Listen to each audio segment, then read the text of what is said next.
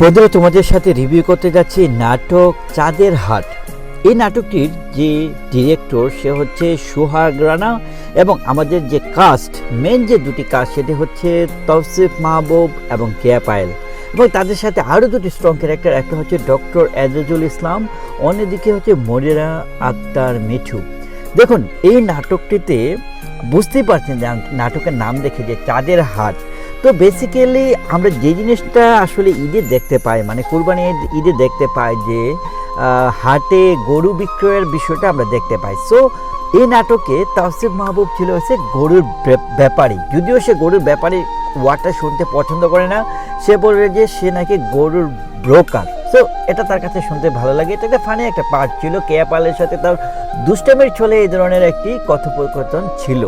But এই নাটকটিতে শুরু থেকে শেষ পর্যন্ত একদম লাস্ট মোমেন্টের আগ পর্যন্ত আসলে যেটা দেখানো হয় যে কুরবানির হাটে কিভাবে আসলে গরিব মানুষকে ঠকানো হয়, কম দামে গরু কিনে বেশি দামে কিভাবে আসলে হাটে বিক্রি করা হয়।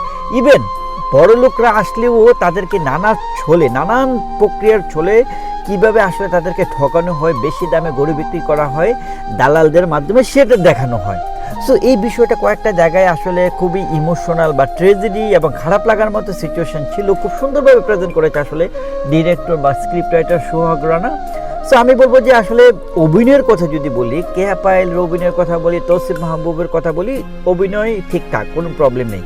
কিন্তু ডক্টর এজাজুল ইসলামের সাথে যে মনিরা আপুর যে একটা প্রেমের ব্যাপার মাঝখানে আসলে ছিল, সেই জিনিসটা আসলে সুন্দর করে আমার কাছে মনে হয়েছে যে ইমোশন দিয়ে স্ক্রিপ্টটাকে আরেকটু স্ট্রং করতে পারতো। ওই প্রেমের জায়গাটাকে যেভাবে মনিরা মিঠু এজাজুল ইসলামকে, মানে ওই যে প্রেমের সময়ে যে তাকে রিজেক্ট করেছিল, সেই রিজেক্ট করার মুহূর্তটা আসলে যে কজটা দেখে আসলে রিজেক্ট করা হয়েছে, সেই কজটা আসলে স্ট্রং ছিল না এবং ব্যাপারটা একটু খাপছাড়া মনে হয়েছিল, যে কারণে রিজেক্ট করা হয়েছিল। যাই হোক, এই ব্যাপারটা আমার কাছে উইক মনে হয়েছে। বাকি যে বিষয়গুলো, যে ফিনিশিংয়ের যে পার্টটা, ফিনিশিং পার্টটাতে খুব ইমোশনাল একটা ব্যাপার ছিল।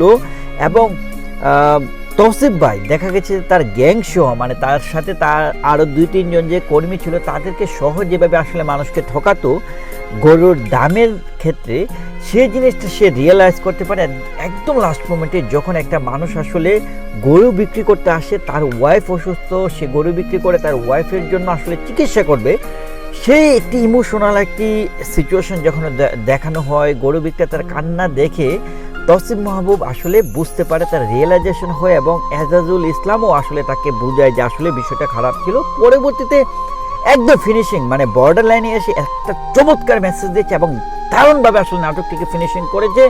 ওই যে গরুর বিক্রেতাকে ওই গরুটি দান করা হয়, প্লাস তাকে কিছু টাকা অর্থ দিয়ে সহায়তা করা হয়। এই বিষয়টা খুব ভালো লেগেছে।